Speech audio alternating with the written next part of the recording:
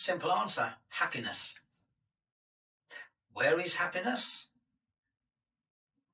Within you. What does that mean? And I'll give an example before, but I'll repeat it.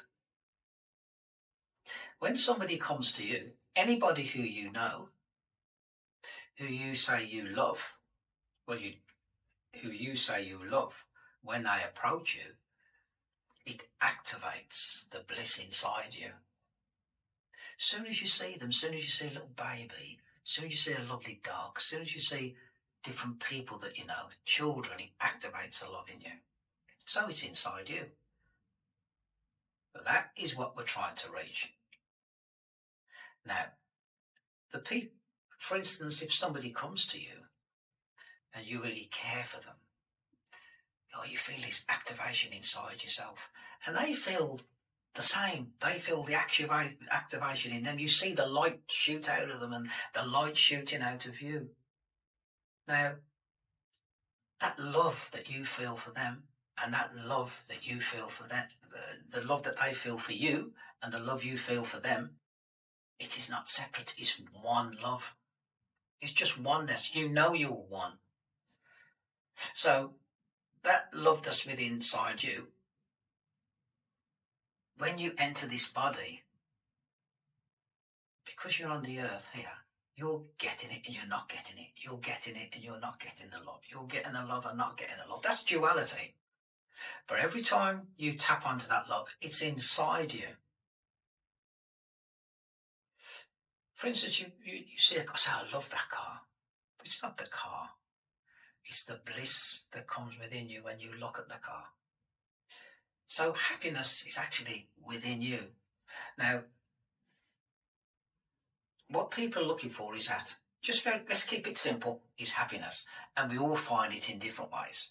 If, for instance, you're studying yourself, let's refer to Vedanta, you're studying yourself, it will break it up and lead you to the understanding of your true self, which is that bliss. It's not necessary for everyone.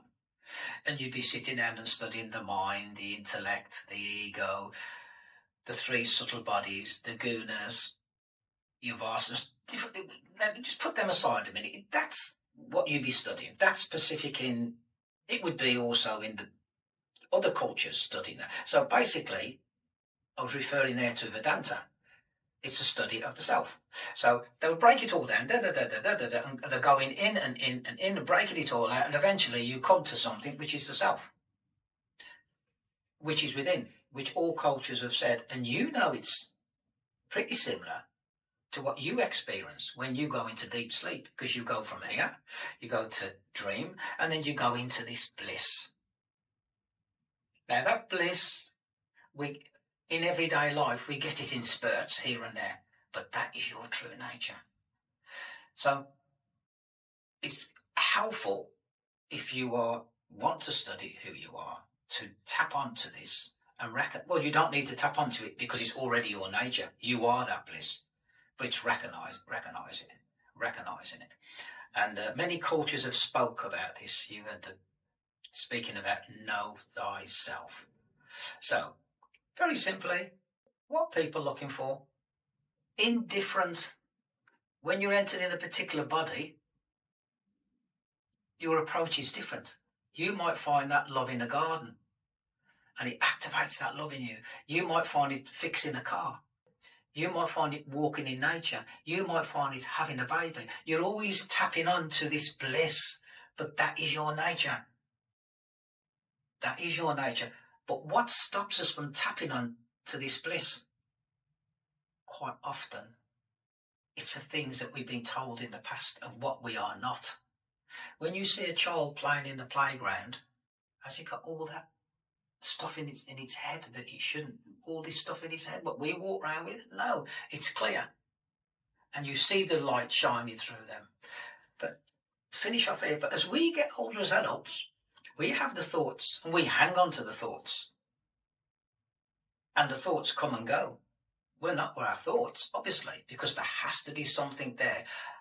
When the thoughts come, when the thoughts go. Something has to be present. Now, that's something that happens to be present. That's what I'm talking about, which is the true self.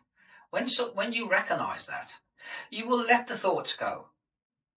And you relax more because you see more of who you are, what you are, how it all works. Some people say happiness is just being in happy. What's it saying? What they say for children? Ignorance is bliss, because you haven't got all these things going through your head. Yeah. So if we can recognize that we are that love, that bliss, that is observing, and we are not who we are not the physical self. Yeah. We are participating in a journey in this world. Recognize that bliss we're looking for is what we're all looking for, and that is ourselves. And there's no ourselves. We are all one. As you recognize the love in all of us makes us the one.